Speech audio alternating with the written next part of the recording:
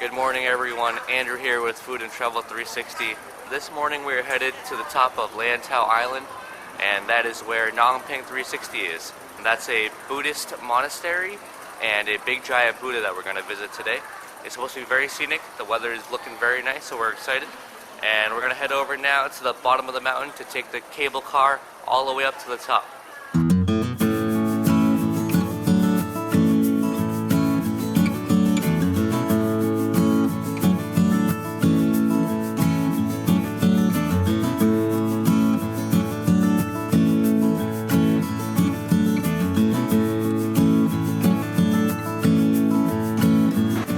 Okay guys, we're now on the Crystal Cabin cable car. What's cool about the Crystal Cabin one is that you get to see below you. There's a glass floor, which is pretty cool if you ask me. The Crystal Cabin's only a little more expensive than the regular cabin, so I definitely recommend you guys try out the Crystal Cabin unless you guys are deathly afraid of heights. So this is a really cool experience, but we're gonna sit back and enjoy this ride for the next, I think it's about half an hour long. So we're gonna enjoy this ride and just sit back and relax.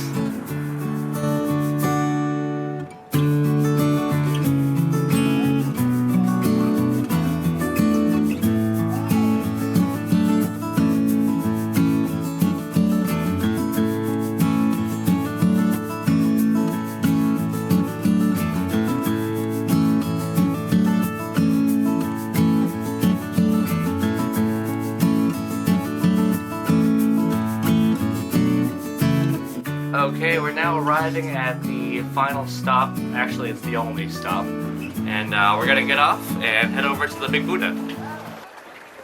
Alright guys, we just got here to the Nong Ping 360 area. Immediately after you get off the cable car, they make you walk through a gift shop. So if you want to buy anything, I mean that's pretty smart of them. Not so great for us, but if you want to buy anything, you can buy something right off the bat, or you can wait till you come back, because you have to come back to the same station to leave. So I recommend you wait. And just walk around a little bit first. So we're now in the main village area here. There isn't really anything to do or see here, but there are a lot of small restaurants and like refreshment stands. So if you're hungry, then definitely grab a bite here. Alright, we're now on the way to the Big Buddha. The Big Buddha is right in front of me. It's huge, it's up there in the sky. On both sides here is like a shopping street, so if you want to buy some souvenirs, you can hit it on the way up or the way back. Up to you. But we're going to slowly make our way up to the Big Buddha.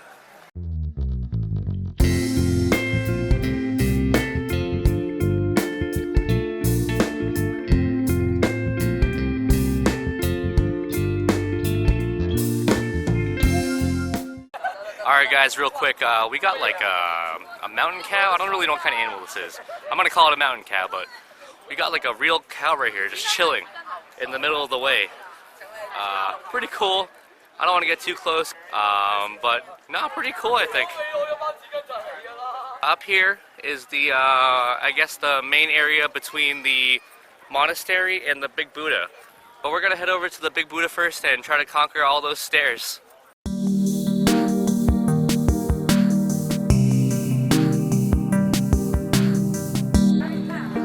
Okay guys, alright, here we are. I don't really know how many stairs are, but there's a lot. And Kaylee actually did this once when she was 2.5, so I'm confident that she'll be able to do it again. But we're gonna try to make it up all the way to the top.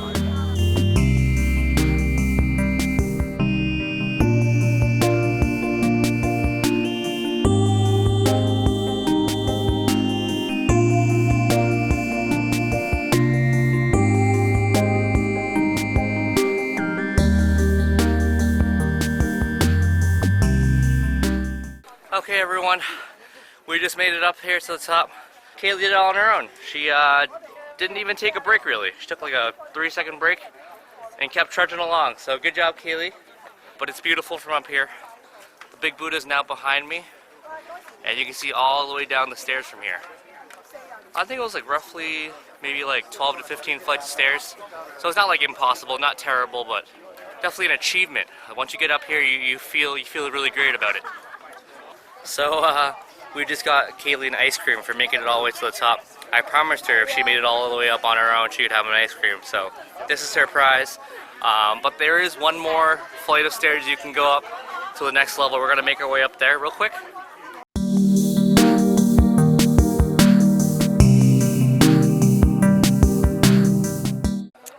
Alright, so we've made it all the way up to the top now.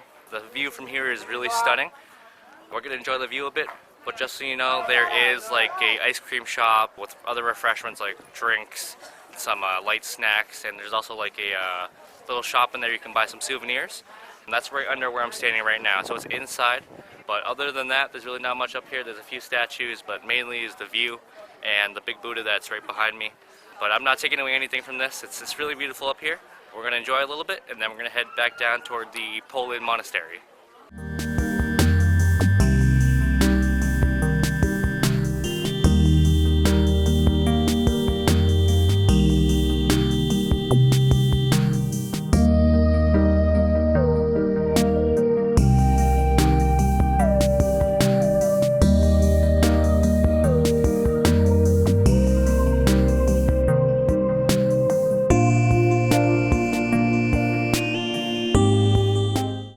Okay, so we just made it all the way back down. Phil counted 257 steps if you include these steps right in front of me. If you don't include the ones in front of me and just the ones in front of the Buddha, he said there are 251. So it's really not too much. We're going to take his word for it. But we're going to head over to the Po Lin Monastery now.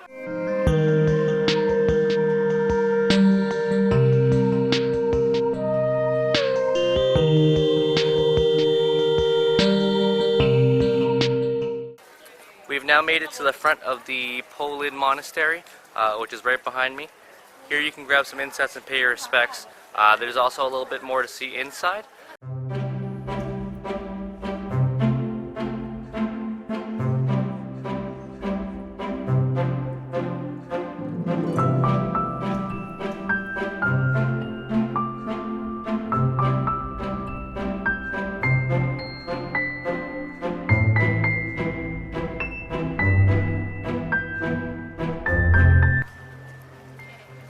Okay, so it looks like up ahead in that building up there, you can't bring cameras in there. So we're gonna head in there real quick and we'll let you guys know what we find. Up there is the Hall of 10,000 Buddhas. It is pretty nice in there. Some people were praying, and then there's like 3 giant golden statues of Buddhas. But we're gonna go down one of these side streets now to see what else there is here.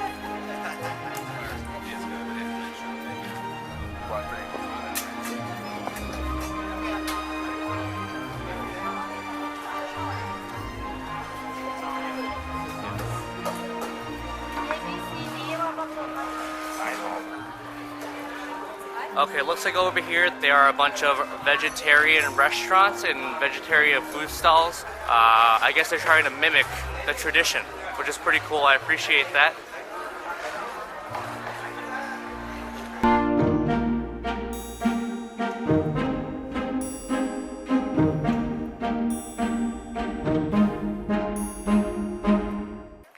Okay everyone, we just finished up with the Po Lin Monastery, and that basically wraps it up for us here at the Namping 360.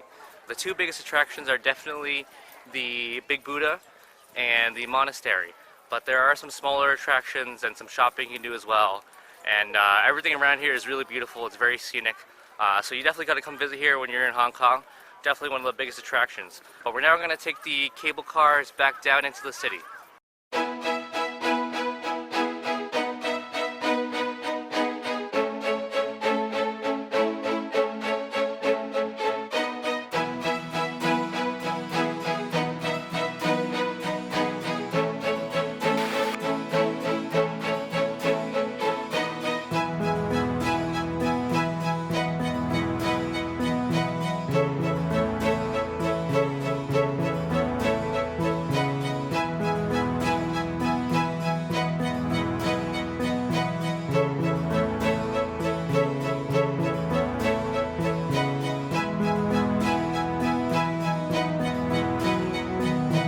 Okay guys, we're now here in the Mong Kok area. Street food is a very big part of life here in Hong Kong, so we're gonna get a bunch of street food and try it out to see how it tastes. This first snack here is fried pork intestine. Might sound gross, but it's actually not that bad. I've had this before. It's like this reddish color, and it comes with some sweet and sour sauce, so let's try it out. Alright, so this fried pork intestine. The outside is really crispy, and then the inside is like chewy, sort of rubbery, but the taste is like salty and gamey. It's definitely an acquired taste, but I feel like you should try it. It's a crunchy snack, it's a light snack, it's not gonna like overwhelm you. Make sure you guys put a generous amount of the sweet and sour sauce on here. We're on to our next snack. Okay guys, next up here we have some curry fish balls, another really popular snack here. They come about 10 per order. They're sort of small, so if you like curry, give this a shot. Okay, so let's give it a shot. So there's not that much curry taste, but it is pretty spicy. So a slight curry taste, but more spicy than anything. Next up we have this squid skewer. There's some sort of glaze on it. I don't know what kind of glaze, but we're gonna find out.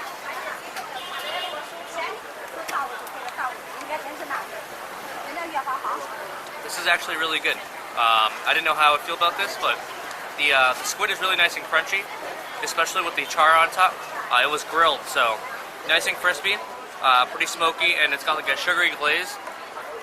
But the squid itself is actually very crunchy, like without even grilling it. So it's like a little crunchy snack, not too fishy at all. Very pleasant, actually. I actually like this a lot more than I thought I would. Next up, we have some pig ears. Yep, you heard it, pig ears. Might sound a bit gross, but I'm still gonna try it. There's like a mustard and sweet glaze on here, so let's try it out.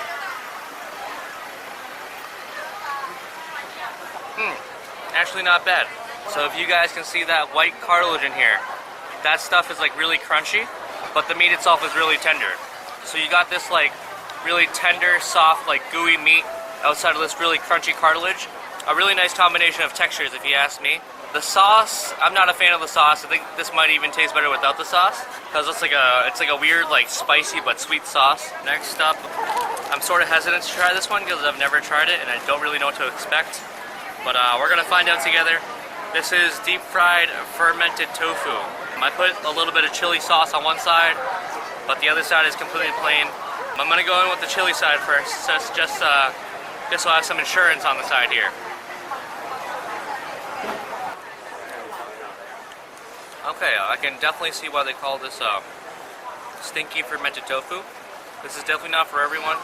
Not my personal favorite, because the inside is a bit sour, tastes a bit stinky and fermented. But I did want to try it because it's a really popular snack here.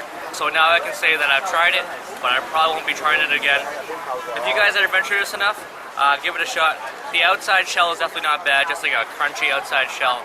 But the inside is what gets you. The inside is like a little bit sour tasting, a little bit stinky tasting. But yeah, I mean, not for me, but it's still really popular here. Last but not least, these are one of my personal favorites. These are egg puffs. You can find these all over Hong Kong, any food stall basically.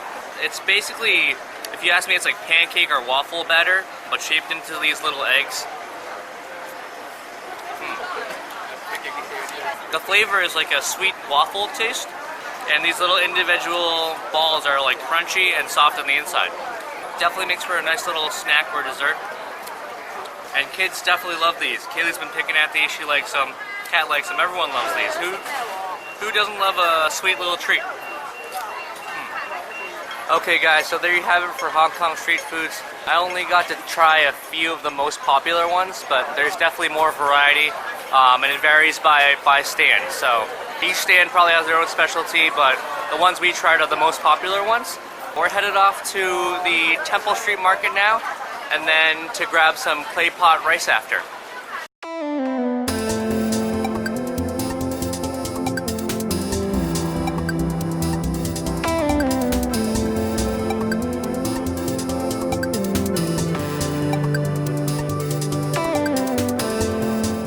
We are now at Temple Street. You recognize you're at Temple Street because there will be red flags hanging above you. Behind me is the main gate, and in front of me is the shopping street that is very, very, very similar to the ladies' market shopping street. But we're gonna head down the shopping street and give you guys a look of what there is to buy.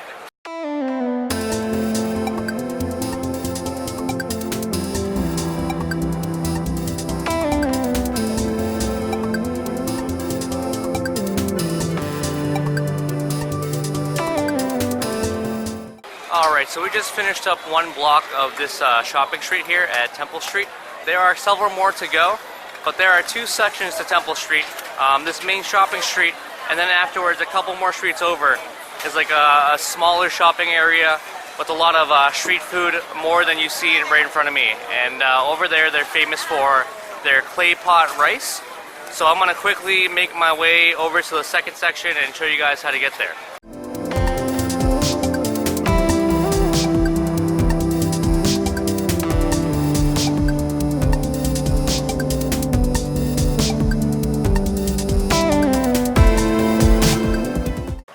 Okay, so across from me now is the second section of Temple Street. You can see that there's two alleys you can walk down here.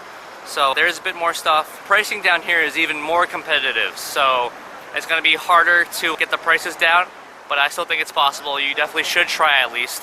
I mean, the worst that could happen is the prices stay the same and you really don't lose out on anything. So definitely try to strike a bargain if you're here.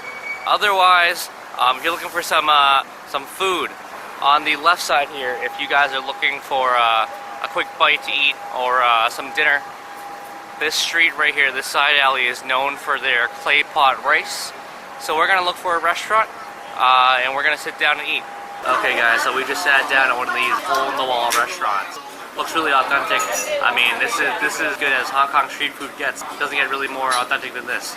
We ordered a bunch of food, so we're gonna wait for it to come out. But once it does, we'll show you what we got.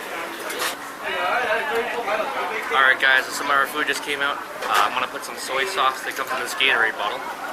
Put it in that clay pot rice. And go right in and mix it up. I'm excited for this. This looks really good. This is what they're known for. There's like a sunny side up egg on top. Just mix it up. Oh yeah.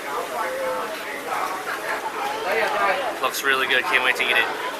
We also got some stir-fried clam, but first things first, we gotta try this clay pot rice.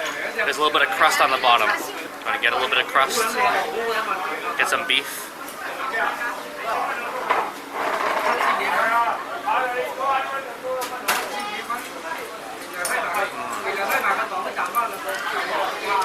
Really delicious, really fragrant.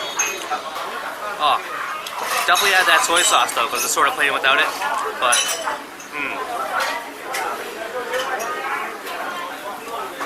really nice.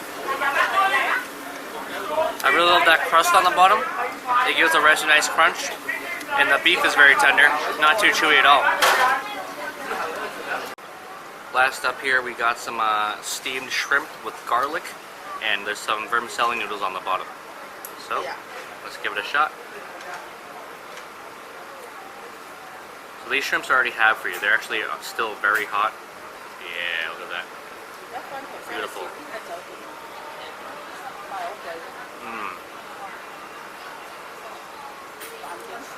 Really fresh. You can really taste that garlic in there. That garlic paste, that minced garlic, makes it very fragrant. The shrimp meat is still nice and firm. You know shrimp is fresh when the meat is firm. When it's like mushy meat, you know it's been dead for a while. But this shrimp is nice and firm, so it's nice and fresh. Alright, let's try some of this vermicelli.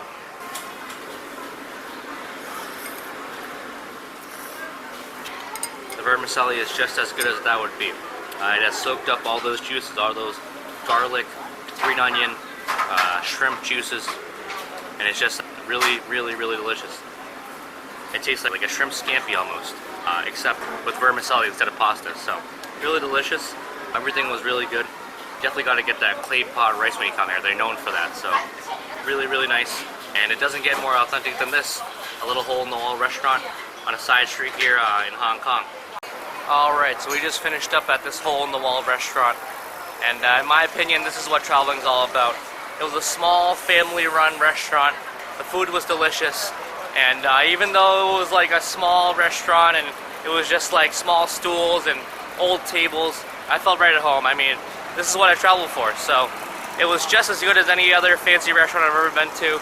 Really appreciated the family that took care of us. But now we're gonna finish off Temple Street here.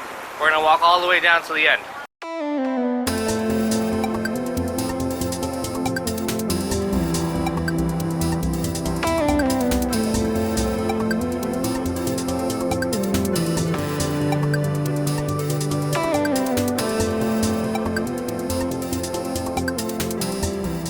that brings us to the end of Temple Street. So if you're in this area, definitely give Temple Street a shot and make sure you visit one of those small restaurants. But that also brings us to the end of our trip here in Hong Kong. It's been a lot of fun, and it's really been a pleasure for us to show you guys around Hong Kong. We hope that you enjoyed just as much as we did. And a few takeaways that I have to mention are that if you do come to Hong Kong, definitely do not come in the summer because you will die. We came in the fall and it's already hot. It's probably about 80 degrees every day and humid. If you come in the summer, probably 90s every day and humid, which is not a good combination. So definitely come in cooler weather, in my opinion. And also, if you're going to see any major attractions, I would recommend that you go to those attractions during the weekdays, because on the weekends it gets very, very busy here. I mean, Hong Kong is a pretty small area, and without tourists, just the people that live here is 7.3 million, I believe. So it's a lot of people here, especially on the weekends. The streets get really crowded. So if you're going to do attractions, definitely go during the weekdays. But that's it for us for now. Thank you again for watching as always. Please subscribe for more 360 food and travel videos, and we'll see you at the next destination.